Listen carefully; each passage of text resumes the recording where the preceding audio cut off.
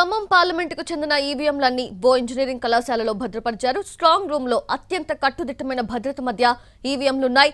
ఈవీఎంలు ఉన్న strong room చుట్టూ 3 అంచెల భద్రతను ఏర్పాటు చేశారు. కేంద్ర రాష్ట్ర బలగాలు భద్రతను పర్యవేక్షిస్తూ ఉన్నాయి. దీనిపై పూర్తి డీటెయిల్స్ మా ప్రతినిధి భూపాల్ అందిస్తారు. ఖమ్మం పార్లమెంట్ ఎన్నికలకు సంబంధించి మొత్తం కూడా పోలింగ్ పూర్తయింది.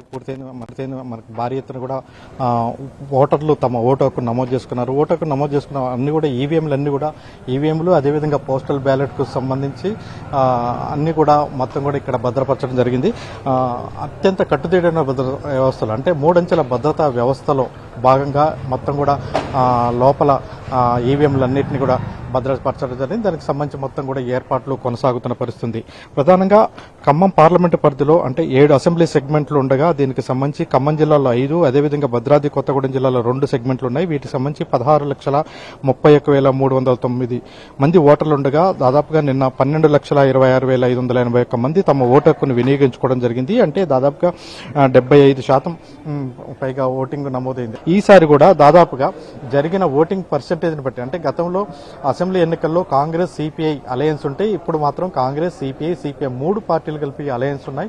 ఈ అలయన్స్ నేపథ్యంలో ఈసారి మెజార్టీ పెరుగుతుందని భావిస్తున్నారు. అయితే ఇప్పటి వరకు ఉన్న పరిస్థితులు బట్టి 2 లక్షలకు పైచిలుగా కాంగ్రెస్ కి మెజార్టీ వస్తుందని ఆ పార్టీ వర్గాలు భావిస్తున్న పరిస్థితి. అయితే మరోవైపున బీఆర్ఎస్ సంబంధించి బీఆర్ఎస్ ఓటమి పాలైన తర్వాత రాష్ట్రంలో ఓటమి పాలైన తర్వాత కొంత నాయకత్వం కూడా కాంగ్రెస్ వైపు ఎక్కువ మంది చూడటం వల్ల కొంత బీఆర్ఎస్ కి ఓట్ పర్సెంటేజ్ తగ్గింది అనే ప్రచారం జరుగుతుంది. అయితే సైలెంట్ ఓటు కాంగ్రెస్ వైఫల్యాలు సైలెంట్ ఓటు మాకు ఎక్కువగా పడింది అనేది బీఆర్ఎస్ వర్గాలు చెప్తున్నారు.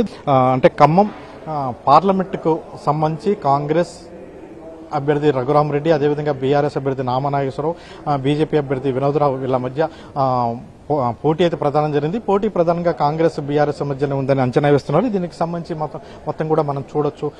ఈవీఎంలన్నీ కూడా వచ్చిన తర్వాత అంటే ఈవీఎంలన్నీ ఇక్కడ భద్రపరిచారు. అయితే వీళ్ళకి సంబంధించి కేవలం ఎవరికైనా అనుమానాలు ఉన్నప్పుడు అథారిటీగా పోటీ చేసిన అభ్యర్థులు వాళ్ళకి సంబంధించిన అథారిటీ ఇచ్చిన వ్యక్తులు వచ్చి ఈవీఎంల భద్రత గురించి ఎప్పటికప్పుడు పర్యవేక్షణ చేసుకోవడానికి అవకాశాన్ని కల్పిస్తున్నారు. అయితే లోపలికి మాత్రం ఎటువంటి పరిస్థితుల్లో సెల్ ఫోన్ తీసుకొని పోకుండా సెల్ ఫోన్ కి మాత్రం లోపలికి అవకాశం లేదు. కేవలం ఇక్కడ సెల్ ఫోన్లు పెట్టి లోపల అంటే ఈవీఎంలు ఏమైనా ఉన్నాయి ఈవీఎంలకు సంబంధించి రూమ్ కి తాళాలు సీల్ ఏదో ఉన్నాయి నిరంతరం చెక్ చేసుకోవడానికి మాత్రం అవకాశం కల్పిస్తున్న పరిస్థితి. ఈ నేపథ్యంలో దీనికి సంబంధించి కూడా భద్రత విషయంలో ఎటువంటి ఇబ్బంది లేదని ఎటువంటి సందేహాలు కూడా పడాల్సిన అవసరం లేదని మొత్తం కూడా ఈవీఎంలో నిక్షిప్తమైన అంటే ఈవీఎంలో ఉన్న వాటి విషయంలో ఎటువంటి అజాగ్రత్త మా వైపు నుంచి ఉండదు. చాలా కట్టుదిట్టమైన భద్రత అంటే ఈ కాలేజీ కాంపౌండ్ చుట్టుపక్కల కూడా 3 అంచెల భద్రతను ఏర్పాటు చేశారు. మొత్తం కూడా ఇక్కడ సిఆర్పీఎఫ్ సంబంధించిన సిబ్బంది ఉంటే బయటకు వచ్చేసరికి సివిల్ పోలీస్ యంత్రాంగం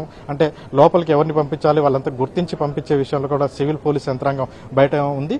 ఎవరైనా ఎప్పుడైనా ఏదైనా అవసరమైనప్పుడు అంటే పోటీ చేసిన అభ్యర్థులు పార్టీలకు సంబంధించిన అధికారికంగా ధృవీకరించిన వ్యక్తులు వచ్చి నిరంతరం తనిఖీ చేసుకోవచ్చని అధికారులు చెప్తున్నారు. కెమెరా పర్సన్ పృథ్వీతో భోపాల్, ఎన్టీవీ.